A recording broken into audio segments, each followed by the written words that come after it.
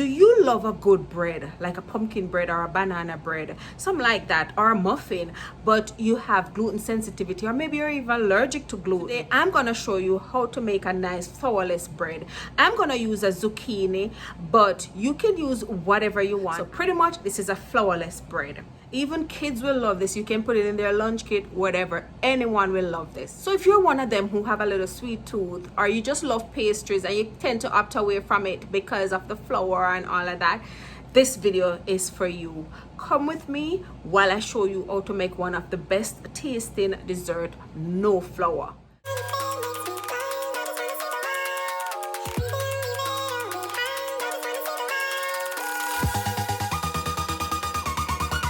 What's up, you guys? Welcome back to my channel. My name is Dee and this is the Optimistic Network. It's been a while since I've seen you guys face to face like this. I hope you guys are doing great. Today we're gonna do a flourless bread. A good thing about this bread is gonna be so easy because we're just gonna throw everything in a blender. Who don't like just throwing everything in a blender and then ready to bake? So easy. Prep time is less than 20 minutes. And I'm gonna use cornmeal, zucchini, and oats instead of flour, and trust me, this is a must try. You're going to love this. It's a little healthier because there's no flour. So yeah, come with me. Let's go bake. Well, like I said, it's zucchini season, so I am using a zucchini. I've been doing a lot with zucchini lately, so I just cut it up and throw it in the blender. Please excuse the angle. For some reason, I thought this was a good angle when filming, and it's not so good. Anyway, this is a half cup measurement. I added a cup and a half of oats, and it's the old-fashioned oats.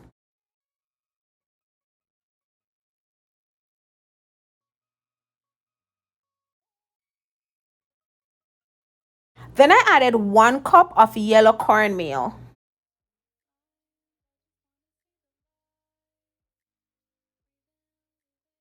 I added a teaspoon of baking powder, and it's the double acting baking powder.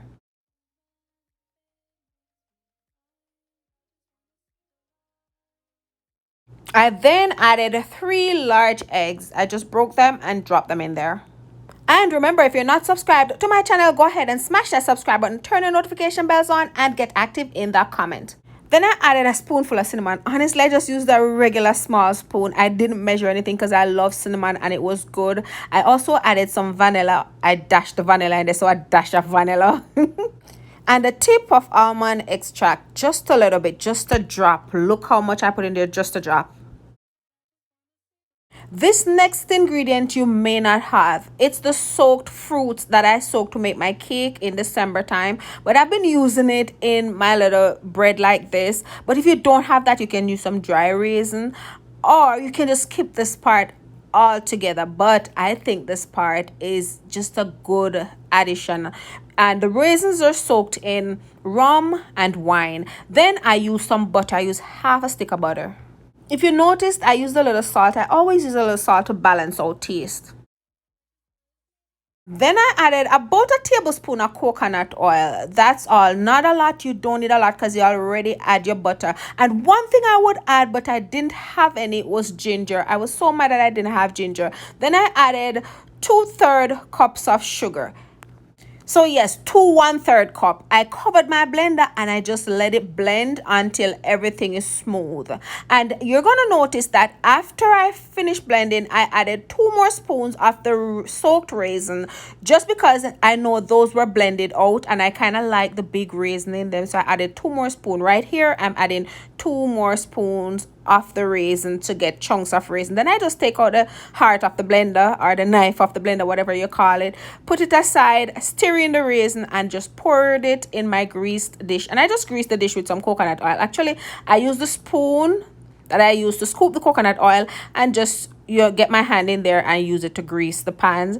Then preheat my oven 355. It was already preheated, so 355, and the exact time that it baked for was about 52 minutes. It baked before an hour. Don't let it go to an hour, it's gonna dry out. But also it depends on how much you use. If you follow this exact recipe, 55 minutes is good. So my cake is in the oven now, and I'm gonna leave it to bake from about 45 minutes to an hour. I'm gonna start checking it at 45 minutes because that's what it's been taking, because this is my 3rd or 4th time baking this. Really good. Eyes on back there, I'm like, what's going on? I got a fright just now. But anyway, so I'll be back and I'll let you know exactly how long it took because I set a timer. 355, for 45 minutes to an hour. I would start checking it at 45 minutes, you know, use a toothpick to dig in there to see how dry it is. You don't want it too dried out, because one time I make it and I made it cook probably about 5 to 10 minutes too much and it was a little too dried out. So start checking from like 45 minutes. Yeah. So here are the finished products. They were perfect. It was baked perfectly and it tasted like heaven. Trust me.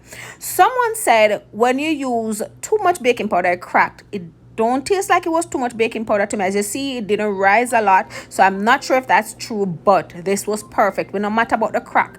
Cake crack sometimes. We don't care about the crack. I'm telling you, this is perfect. Oh my god, look at that. Oh, juicy. It's not dry. Actually, this is probably the best one of the three, because I've made it 3 times. So probably, I don't know, this is probably the best one.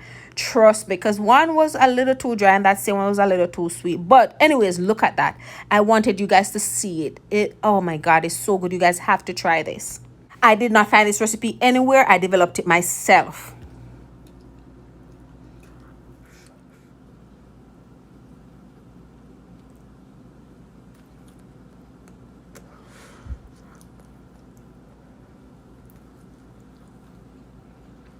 So good.